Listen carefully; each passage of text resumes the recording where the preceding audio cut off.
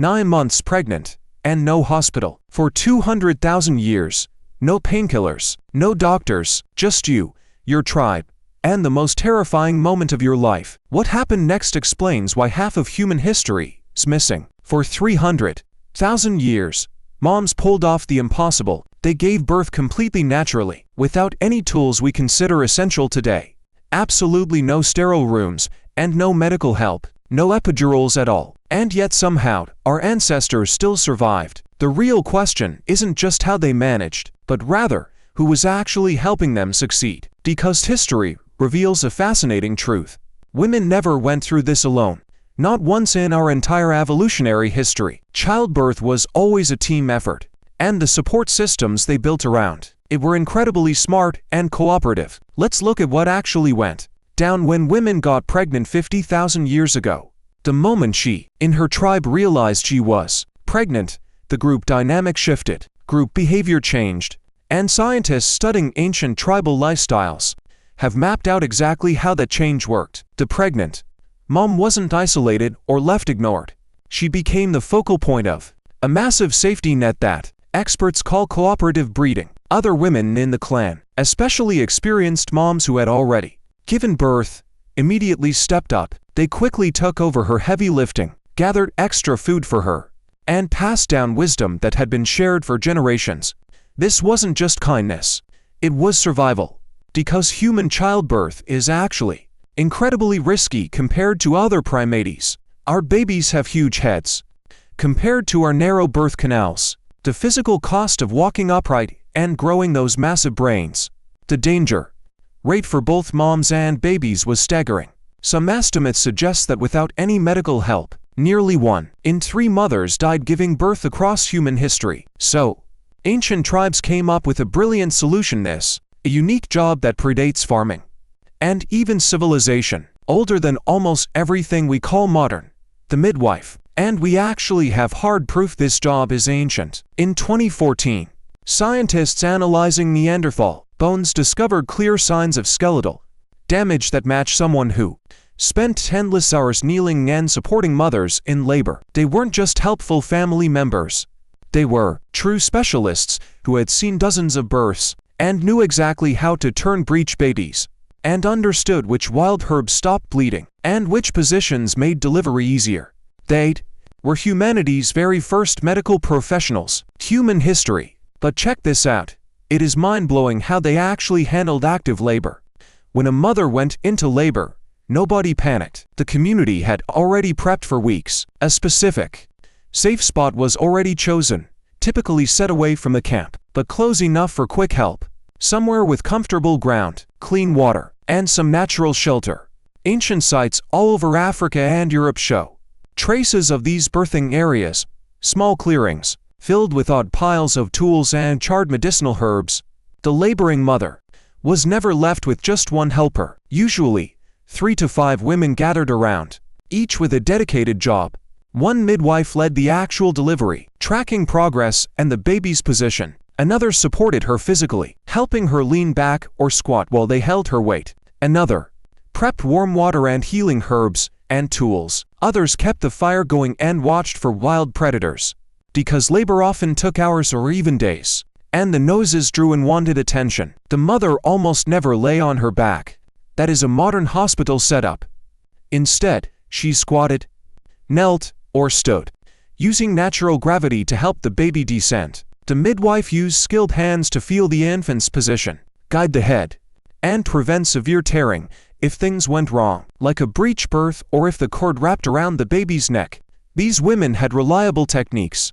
Archaeological evidence and modern tribal studies show they knew exactly how to reach inside and turn a baby, then cut and tie umbilical cords with sharp stone tools, and how to apply pressure to stop bleeding. These were not guesses.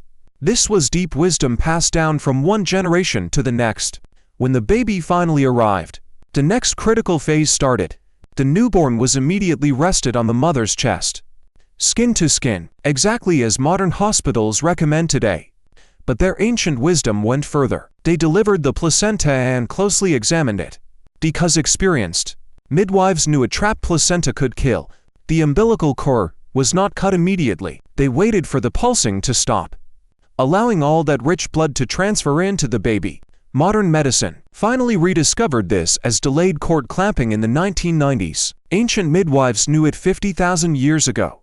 Then came the recovery phase, and this is where their tribal support system became even more essential. The new mother did not return to daily chores for weeks, sometimes months. Other women in the clan brought her food, helped her nurse, and watched over the older kids. This wasn't just a favor, it was hardwired into their tribe's code. See, anthropologists studying the Hadza tribe in Tanzania and the Kun people of the Kalahari noticed that mothers with this kind of support had vastly better survival rates for both themselves and their newborn babies. These groups also had clear plans for when things collapsed. If a newborn had severe birth defects or struggled to breathe, she made split-second choices. Some infants were saved by simply clearing their airways to spark a breath. When they couldn't, the community held deep mourning rituals. Ancient burial sites from 100,000 years ago show babies buried with tender ceremonies, proving that even these lost lives were treated with reverence. But why? Here is the twist about modern childbirth. Why did we lose this? Ancient tribal setups had something we lack today: continuous emotional support. A 2017 study in the journal Birth tracked the outcomes of over 15,000 births and discovered that mothers with constant support from another woman had 25% shorter deliveries and required far fewer medical interventions and reported much higher satisfaction rates. The authors noted this benefit was strongest when that support person was experienced but not a medical professional, just like prehistoric midwives. Modern maternity wards, despite their advanced tech and expertise, frequently isolate mothers during delivery. They are monitored by changing shifts of strangers in cold, sterile rooms with zero family around. The ancient way was completely different. Mothers were held by those they trusted most in cozy, familiar spaces, surrounded by birthing experts who knew them their whole lives. And when everything went normally, the results were actually fantastic. Look at today's hunter-gatherers. Research shows that if labor goes without complications, newborn and mother survival rates match up directly with modern nations. But those terrifying death rates came from rare, complicated births, bad infections, and bleeding, areas where our modern healthcare makes a huge difference today. But for the vast majority of standard births, their ancient setup worked. Why? Because the system was built on 300,000 years of wisdom, passed down from woman to woman, perfected by trial and error over thousands of generations.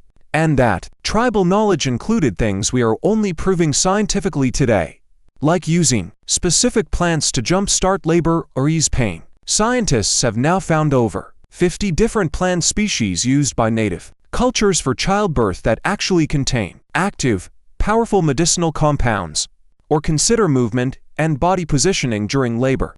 Modern clinical studies prove that being upright cuts down both labor time and pain. And what about constant emotional support? We call it doula care today, and it is scientifically proven to boost safety. Our ancestors figured this out without any fancy laboratories or medical trials. They cracked the code because giving birth happened constantly, and those communities with better birth practices raised more surviving kids. Evolution did not just adapt our bodies for labor, it built our entire social structures around it. Now, here is the big question. Why is half of human history totally missing? Because this ancient female knowledge, including midwifery, was entirely spoken. They'd never wrote it down for civilizations invented writing. And even then, they rarely wrote these secrets down because they belonged strictly to women. The vast bulk of actual birthing wisdom lived inside a midwife's mind, passed by hands-on experience and deep apprenticeship. But when empire and modern industry disrupted indigenous societies, so much of that wisdom vanished within a generation or two. We wiped out thousands of years of deep survival skills, but fragments remain. In 2019, researchers studying the Aka tribe of Central Africa recorded birthing habits that probably go back to our earliest ancestors. These indigenous midwives still use methods, postures, herbal medicine, and social support setups that mirror ancient bones and tools from sites 40,000 years old. They represent an endless chain of wisdom spanning the whole story of humanity. So, when you are 9 months pregnant in a modern hospital surrounded by screens and medical staff, remember this: your body is built for a process that worked for 300,000 years without all tech. Our ancestors survived the most terrifying moments of their lives not because they were tougher than us, but because they were never alone. They'd built human networks to catch them when they were highly vulnerable.